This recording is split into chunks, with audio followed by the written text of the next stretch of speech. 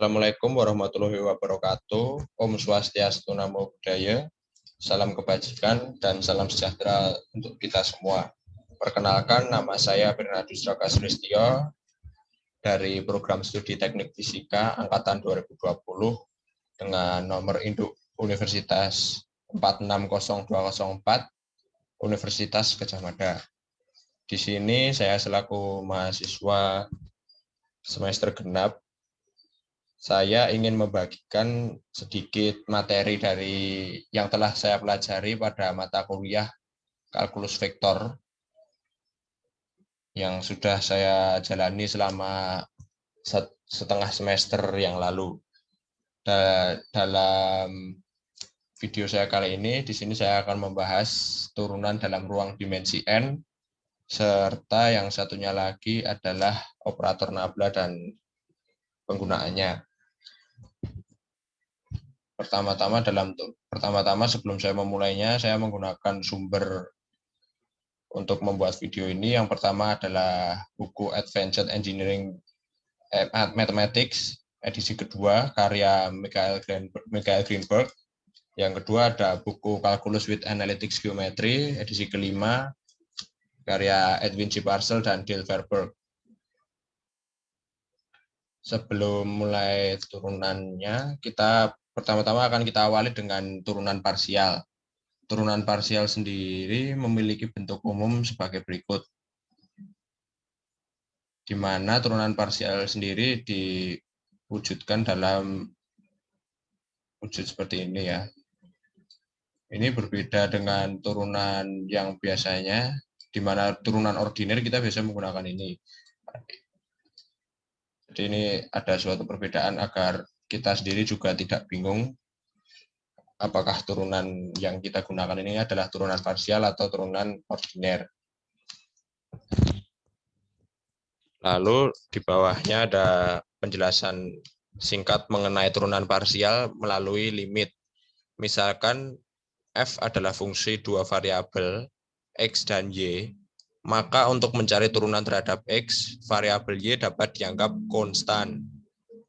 Sehingga turunan parsial fx, y, fxy terhadap x dapat dinyatakan sebagai berikut.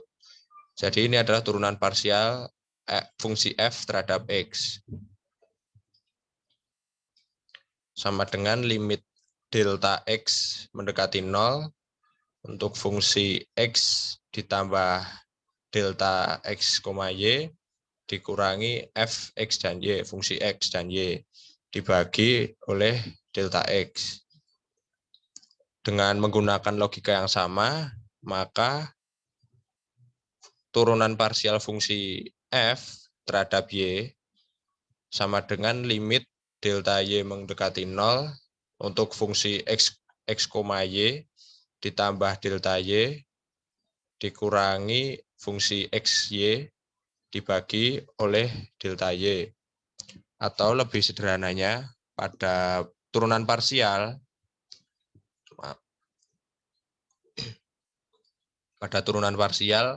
kita hanya menurunkan variabel yang diminta pada penyebut. Misalkan fungsi f terdiri dari x dan y, sementara yang diminta adalah turunan parsial f terhadap x, maka kita hanya menurunkan variabel x.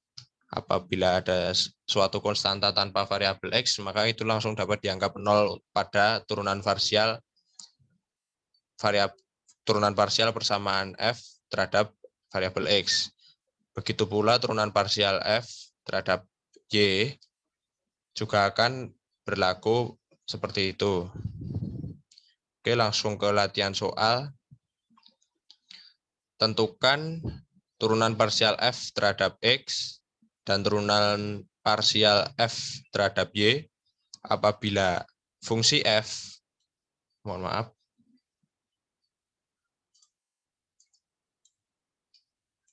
apabila fungsi f sama dengan e pangkat x kosinus y. Turunan parsial f terhadap x akan menghasilkan e pangkat x kosinus y. Mengapa di sini tidak diturunkan persamaannya? Sebenarnya di sini tetap diturunkan, hanya saja variabel Maksud saya yang konstanta yang mengandung variabel X hanyalah bilangan E, di mana E pangkat X mau kita turunkan bagaimanapun juga tetap akan menghasilkan E pangkat X. Jadi tidak ada perubahan, bisa dikatakan tidak ada perubahan seperti itu. Sementara cos Y tetap karena ini adalah turunan parsial, jadi tidak ada perubahan pada cosinus Y. Berikutnya adalah turunan parsial fungsi F terhadap variabel Y akan menghasilkan minus E pangkat X sinus Y. Mengingat turunan yang lalu, di mana cosinus diturunkan menjadi minus sinus.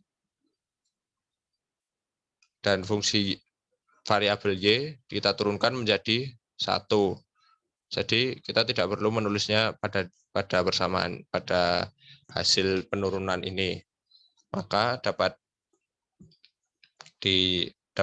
hasil dari penurunan secara parsial fungsi F terhadap Y dapat dinyatakan sebagai minus E pangkat X sinus Y.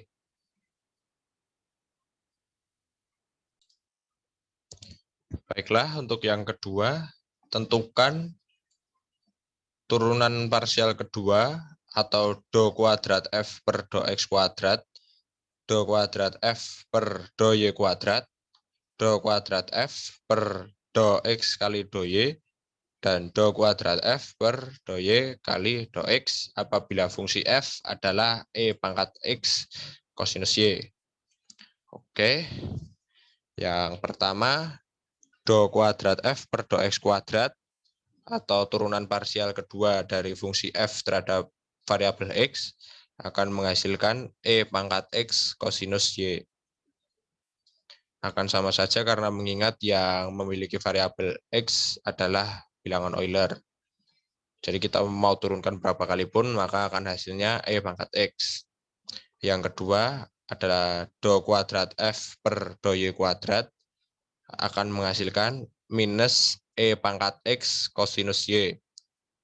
Karena pada turunan pertama tadi menghasilkan minus E pangkat X sinus Y, dan ketika sinus Y kita turunkan lagi akan menghasilkan kosinus. Dan di sini ada tanda minus, maka tanda minusnya akan tetap disertakan pada turunan kedua. Ya, oke, yang ketiga, do kuadrat F per do X kali do Y sama dengan minus E pangkat X sinus Y. Mengapa tetap begini? Karena kita menurunkan dua variabel seperti yang diminta pada penyebut ini, penyebut di bawah ini, masing-masing satu kali. Apabila dituliskan seperti ini, maka variabel diturunkan, variabel X dan Y akan diturunkan masing-masing satu kali. Ketika E pangkat X kita turunkan menghasilkan E pangkat X, dan kosinus Y di sini kita turunkan akan menghasilkan minus sin Y. Yang kedua yang berikutnya ada do kuadrat F per do Y dikalikan do X sama dengan minus E pangkat X sinus Y. Mengapa hasilnya tetap sama? Karena variabel yang diminta pada penyebutnya sama, hanya dibolak-balik saja.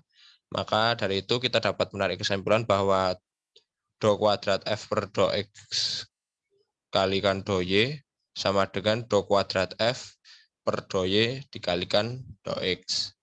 Maka variabel di bawah ini mau dibolak-balik bagaimanapun akan tetap sama saja.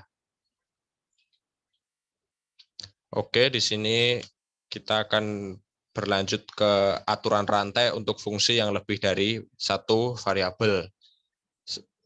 Diketahui fungsi Y sama dengan fungsi F dan fungsi Fx dalam T. Maka turunan pertama dari Y terhadap T, kita mencari turunan Y terhadap T, bukan turunan F terhadap T. Oke, turunan Y terhadap T, maka dapat dinyatakan dy per dt ini diferensial ordiner seperti biasa, sama dengan dy per dx dikalikan dx per dt. Pada fungsi Y di sini kita melihat sendiri tidak hanya ada variabel X dan Y, tapi juga ada variabel waktu yang menyatakan fungsi X itu sendiri. Berikutnya, untuk suatu fungsi dengan bentuk Z sama dengan Fx, Y, di mana X maupun Y merupakan suatu fungsi dari T, maka turunan pertama Z terhadap T, kita mencari turunan pertama Z terhadap T, dapat dilihat di mana dz per dt ini adalah persamaan diferensial ordiner yang di dalamnya ada do z per do x, di mana fungsi z akan diturunkan dahulu terhadap x, baru akan dikalikan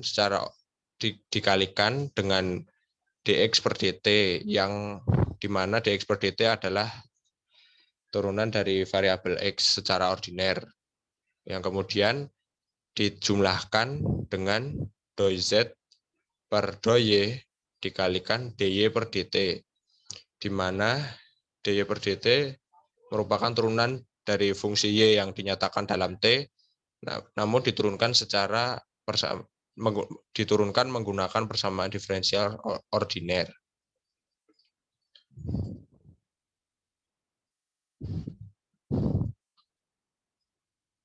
Oke, kita sekarang di latihan soal.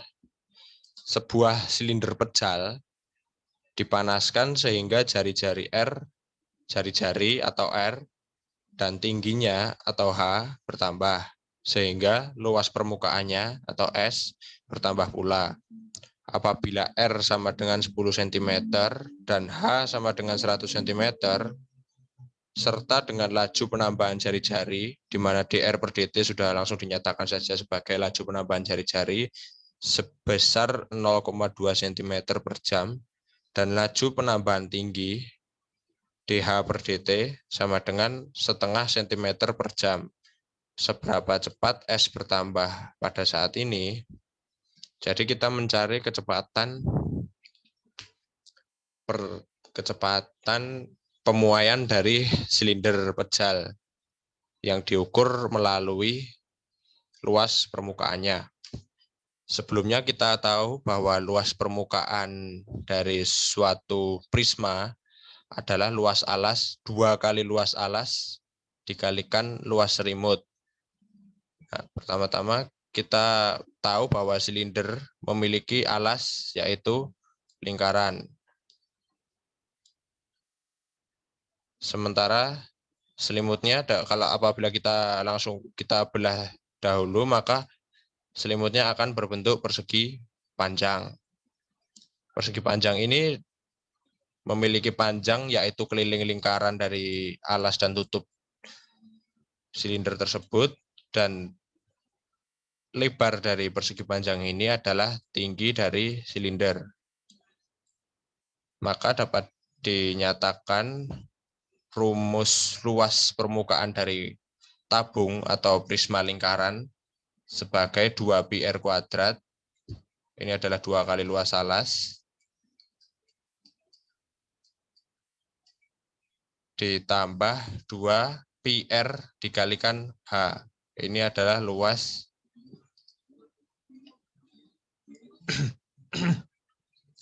luas dari selimut.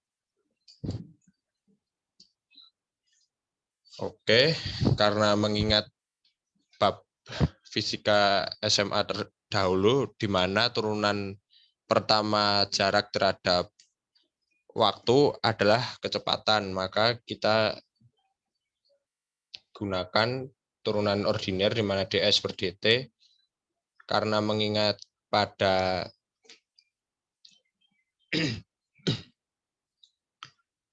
fungsi S tidak hanya mengandung satu variabel yaitu R atau H, tetapi juga mengandung variabel T yaitu variabel waktu. Maka ds per dt dinyatakan sebagai turunan parsial dari fungsi S terhadap R dikalikan dr per dt ditambah turunan parsial fungsi S terhadap H dikalikan dh per dt. Oke, do S per do R akan menghasilkan 2πh plus 4π dikalikan di mana dr per dt sudah diketahui 0,2 cm per jam dikalikan 0,2 ditambah do S per do H akan menghasilkan 2 PR dikalikan DH per DT. DH per DT sudah diketahui 0,5 cm per jam. Sudah langsung dimasukkan saja. Lalu kita ingat bahwa yang ditanyakan adalah seberapa cepat variabel.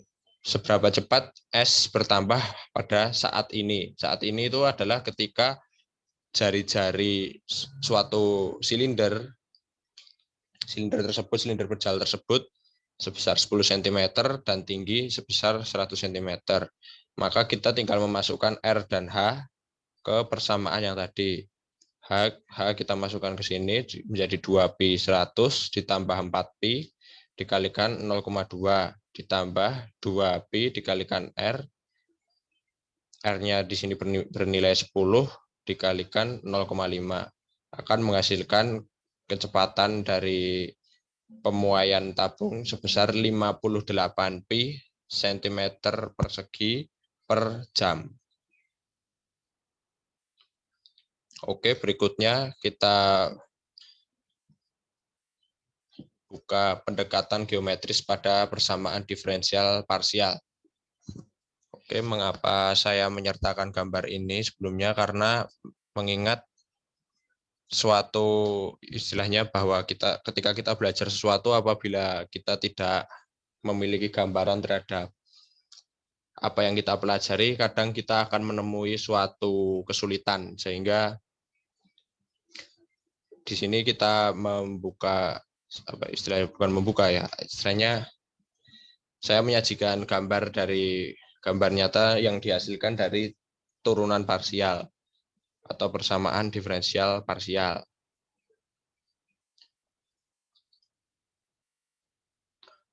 Oke, kita melangkah ke bab berikutnya di mana persamaan diferensial diterapkan. Oke, yaitu pada bab gradien medan skalar.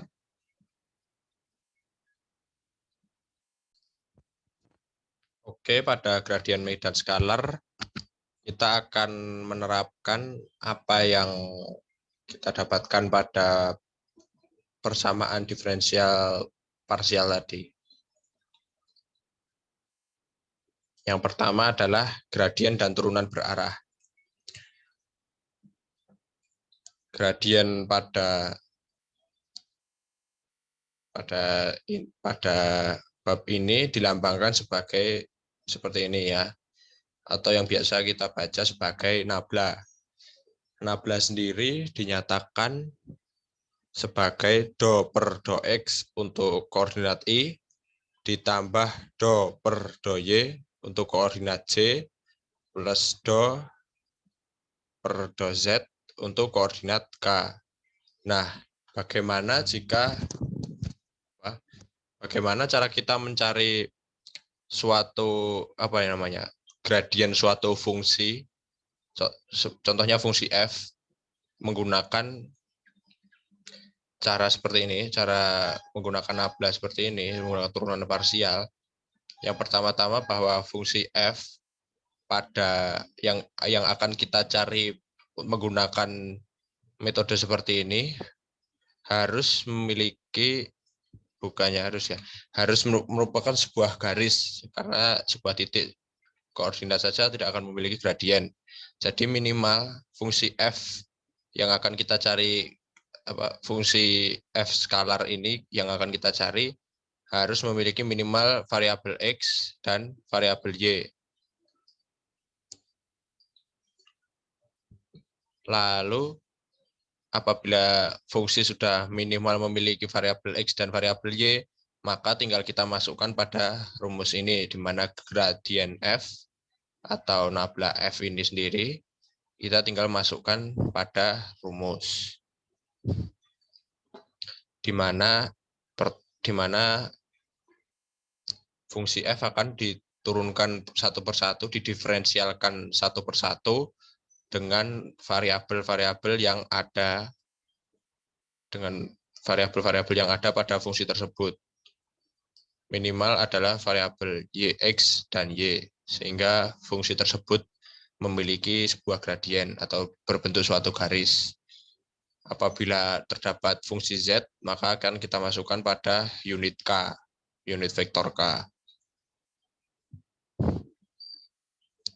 Dan pada turunan istilahnya nabla f sendiri menggunakan turunan parsial, jadi dapat dikatakan penurunan dari fungsi f ini lebih simpel daripada pendiferensialan satu persatu pada persamaan diferensial ordiner. Yang kedua ada aturan gradien. Karena operator nabla sendiri bersifat linier, maka akan berlaku bahwa nabla fungsi f ditambah g akan menghasilkan nabla f ditambah nabla g. Ini. Lalu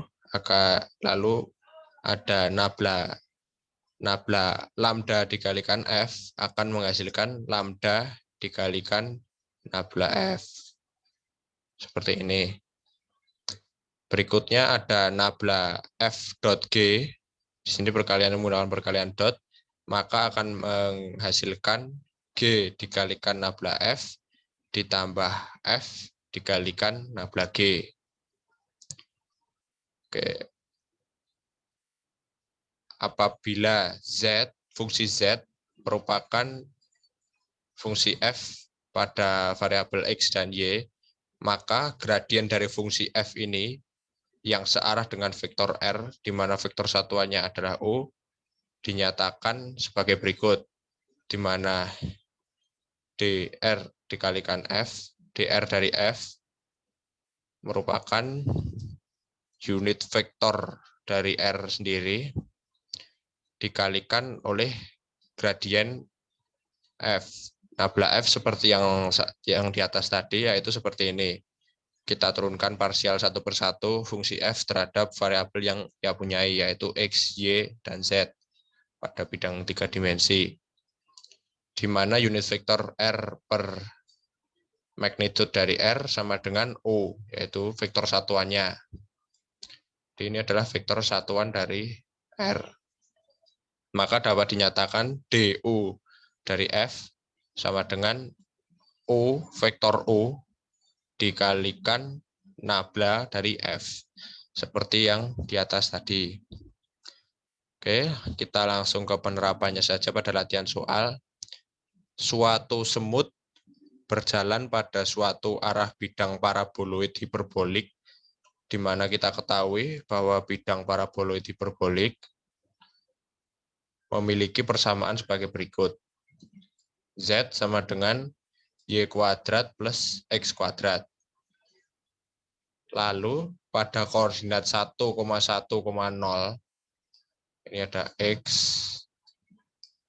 Y, dan ini Z-nya pada 0, masih pada origin dari titik Z. Pada arah mana semut tersebut seharusnya bergerak untuk panjatan yang paling curam. Kita mencari panjatan yang paling curam.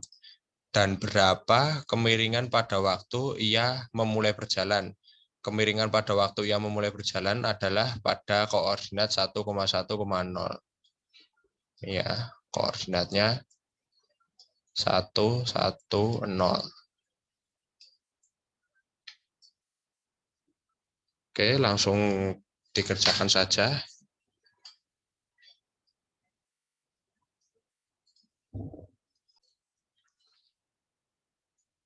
Ini, pertama-tama kita berangkat dari persamaan bidang itu, yaitu Z sama dengan Y kuadrat ditambah X kuadrat. Nah, lalu kita cari melalui dari yang paling mudah saja dahulu, yaitu gradien pada titik 1,1,0, yaitu apa yang ditanyakan tadi, kemiringan pada waktu ia mulai berjalan, pada waktu semut itu mulai berjalan, yaitu kemiringan pada titik 1,1,0, yaitu gradien dari Z pada titik 1,1,0. Lalu atau dapat dikatakan sebagai nabla dikalikan Z. Nabla dari Z, bukan nabla dikalikan Z, mohon maaf. Yaitu do Z per do X untuk unit I ditambah do Z per do Y pada unit C, maka dapat ditemukan melalui persamaan ini kita turunkan masing-masing, yaitu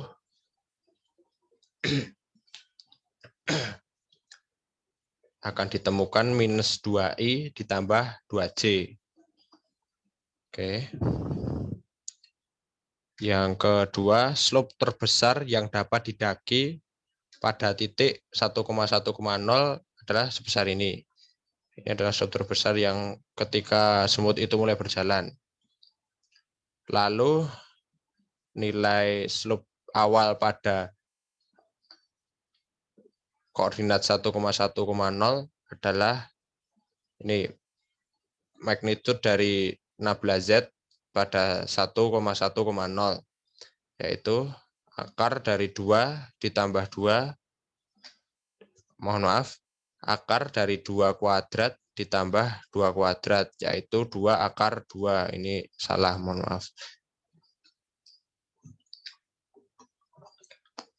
Oke.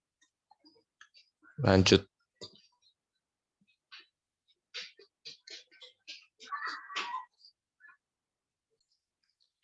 Sekian dari saya. Apabila masih banyak kesalahan, saya mohon koreksinya. Dan apabila ada kata yang kurang berkenan atau mungkin salah ucap, saya mohon maaf. Sekian dari saya dan terima kasih.